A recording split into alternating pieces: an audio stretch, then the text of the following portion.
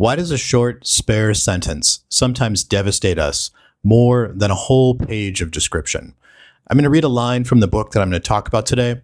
Don't worry, it's not going to give away any spoilers. It's not going to ruin the book, but I think it really illustrates that question that I have of why one simple sentence can be so powerful. Here it is.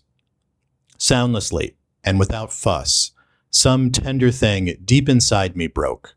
Something that until then I hadn't even realized was there. So the book I'm talking about today is this, Human Acts by Han Kang.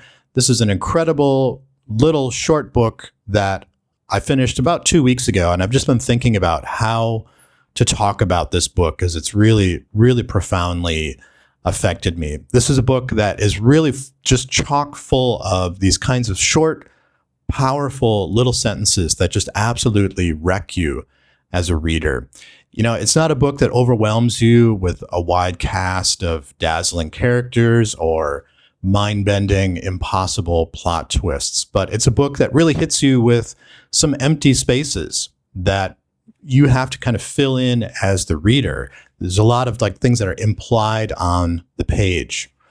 I think this is a book that really cracks you open, and before you realize it, you're split apart and you're left staring at what's inside of you, trying to sort out what to do next about it. So the novel takes us back to 1980 during the Gwangju Uprising in South Korea. This was a pro-democracy movement protesting against a very harsh authoritarian regime. And that regime brutally suppressed the uprising and the demonstrations and the protests. People were gunned down in the streets, and thousands of people literally shot to death in the street. Han Kang tells this story not as a straightforward narrative. It's not a retelling, and it's not historical fiction, but it's told through these different fragmented narratives of people who were involved in it or deeply impacted or touched by it in some way. And these voices all kind of overlap and interact with each other. Sometimes they contradict, sometimes they add more information to the narrative, but they all end up haunting each other. I think that's the one thread that kind of runs through the whole book, is that all of these voices are haunted and haunting each other by the brutal slaughter of the protesters. It starts with a middle school student who volunteers at a makeshift morgue inside of a school gym.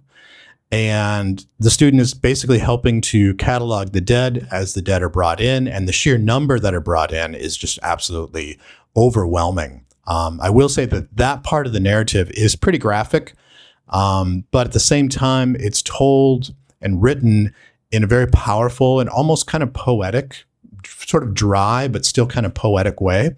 And it just points to the power of Han Kang has over language. From this perspective, then we start to get these kind of shifting narratives like I talked about.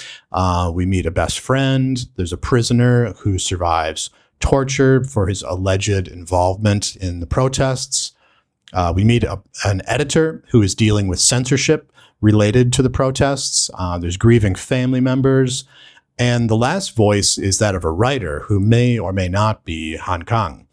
Each chapter isn't just another angle telling you, you can't put them together into any kind of chronology.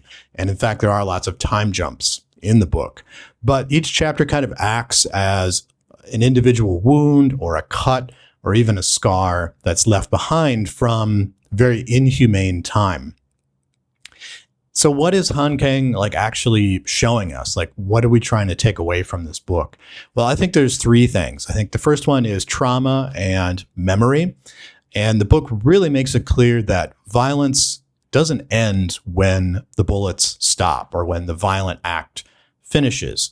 It lingers, and violence festers, and its effect on people and of the people around the victims, it keeps going, it keeps carrying on, and time ends up kind of getting fragmented. Days bleed into each other, years bleed into each other, and all through that, the past is always there. The past is kind of always lingering. It never lets go. I think the second thing is oppression and bearing witness to oppression. This is a novel very much about state-sanctioned violence, and it's also about truth. And Han Kang refuses to let the massacre be forgotten. Therefore, reading the book becomes an act of bearing witness because silence is complicity. And I think the third thing is tenderness and ruin.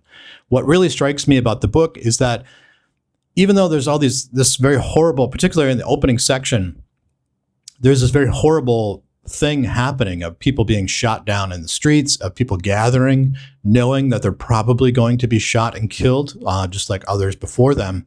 And yet throughout that, there are moments of very genuine tenderness, really small human acts, the title of the book, that survive through that time.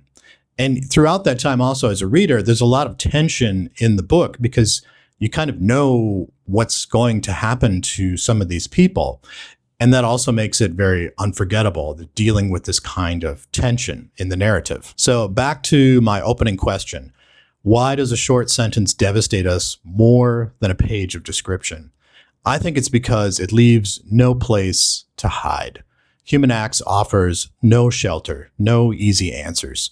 It forces us to look right at the violence, to look right at the grief, to look right at the survivors. And once you've seen those things, the only question left is, how are you going to carry it without breaking?